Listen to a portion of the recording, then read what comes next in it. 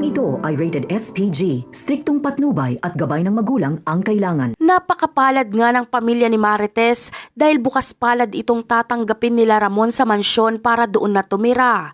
Hindi rin kasi papayag si Marites na hindi niya makakasama si Aling Tinding at Santino sa mansyon dahil batid niyang ito ang pipigain nila Rigor at David para paaminin kung saan siya matatagpuan. Kaya naman, sa pagtakas ni Marites sa bahay nila ay sinalubong nga siya ni Ramon.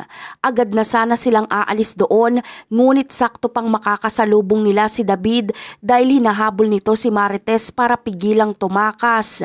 Ngunit sawing palad nga si David dahil hindi siya uubra kay Ramon. Maghahabulan nga sila sa mga iskinita ng San Dimas.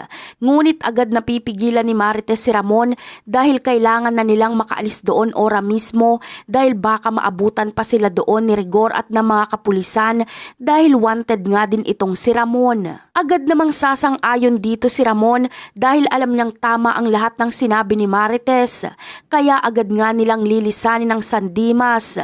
Ngunit bago yun ay susunduin din nila si Aling Tinding at Roda sa palengke para isama ang mga ito. Maging si Santino ay ipapakiusap din ni Marites na tanggapin ni Ramon sa mansyon dahil mabuting anak din niya naman ito. At yan ang aabangan natin sa susunod na episode. Bye!